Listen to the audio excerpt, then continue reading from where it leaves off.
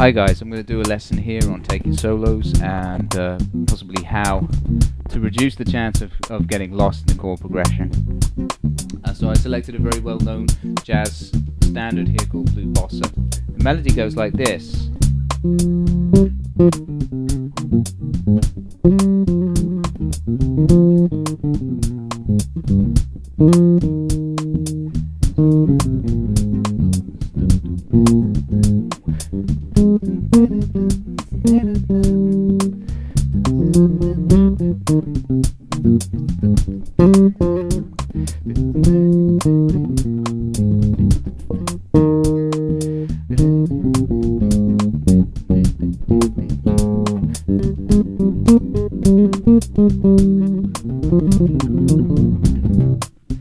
Alright, so that's the melody line there, and that is one point.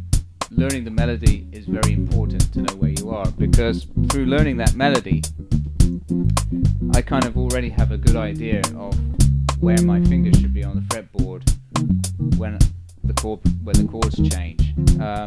I don't even necessarily have to fully understand the theory behind it to be able to do that. I just let my ears lead me. So that's a very important step. Of course, it is better to understand the theory too, if you can. But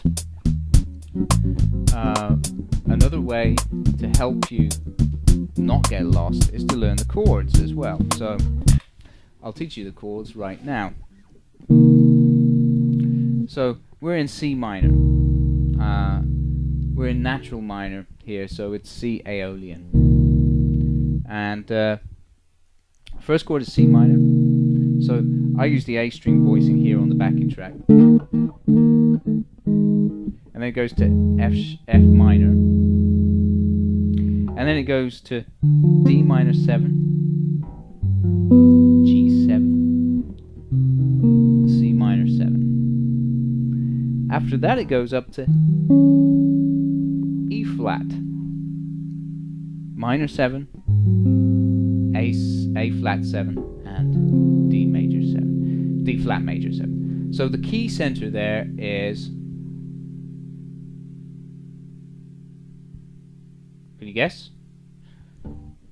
That's a 2-5-1, so it's simple, right? It's D flat major. But what's its relative minor?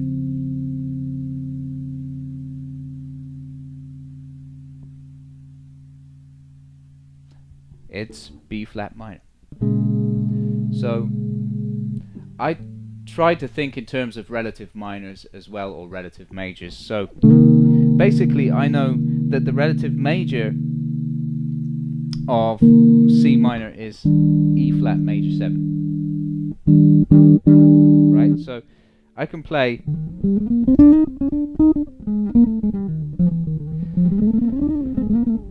E flat major 7 till the cows come home, and then over the C minor parts, and the first 8 bars are all in C minor Aeolian, so you can use that scale over all of those bars. Then after that it goes to the E flat major, E flat minor 7, A flat 7, D flat major 7. So all I have to do is just, from that perspective, all I have to do is shift down a whole tone, and then I can return. I can return to the mother key. Let's have a listen to how that sounds. And instead of doing it all the way up there, let's do it here. Let's do it down here. So what we're going to do is just play in E flat. We're going to use the relative majors as one example. So here is E flat major.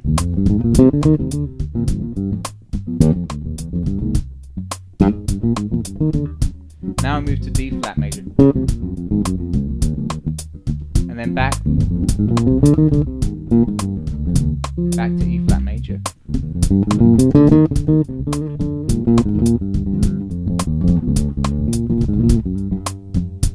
D flat major. E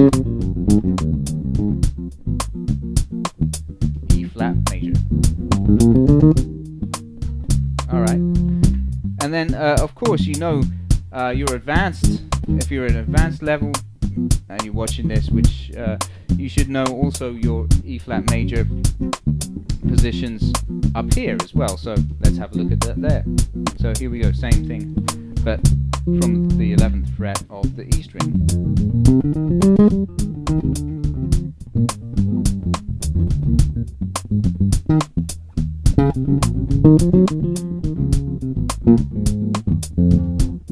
And then we're back.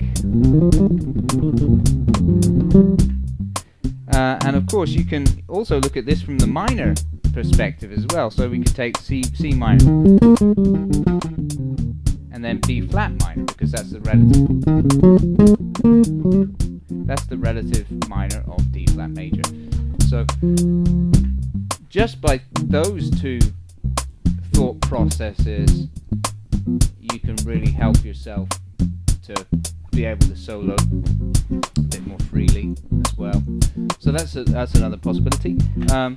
But another factor that might help you as well is I know Yannick Gwizdala also recommends this, and I agree. I think it's an excellent idea, and that is basically to run every chord arpeggio. So you could pick a position on the neck, and let's just say here, for example, from the 15th fret of the A string. So we're going to do the arpeggio for C minor, and then the arpeggio for F minor, then the arpeggio for D minor 7 and G7. You'll notice the G7 has a note that's outside of the key center, but really it's just a passing note. And if you get into diminished theory in some of the other lessons in this advanced level Fretboard Freedom series, you will see why that works. Okay, and then that takes you back to the root. Okay, and then after that we've got E flat.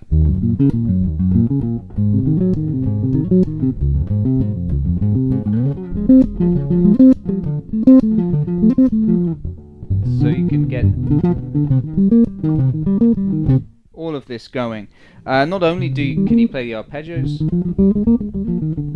scales, you know,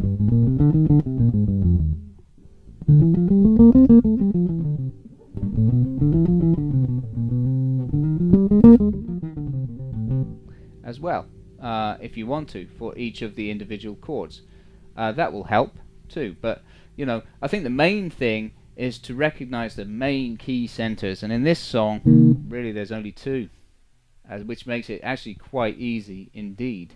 And you'll find that in a lot of jazz standards, really strictly speaking, when you break it right down, some of them aren't not so difficult at all, you know. So again, to recap, so the key center for the first part is definitely C minor, and it's Aeolian, and the key center for B part is most certainly D flat major or B flat minor, because it being the relative major. So there you go. I mean, that makes it very easy, doesn't it? So what I've done is I've tabbed out the chord progression, how to play it,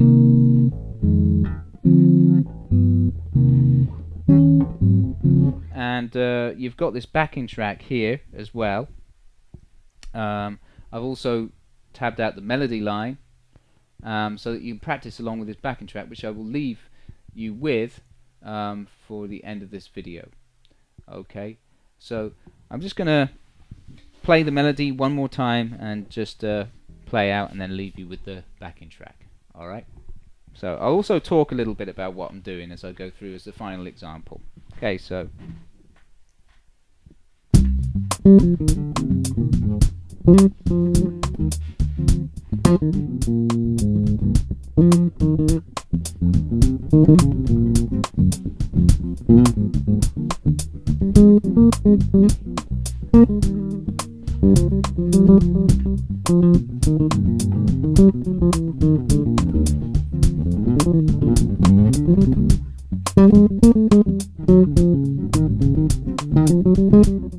flat minor, back to the C minor, E flat major,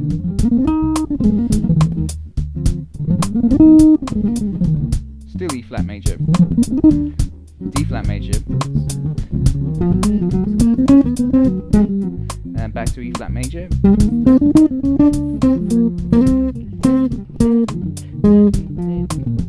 and then just C minor, B flat minor,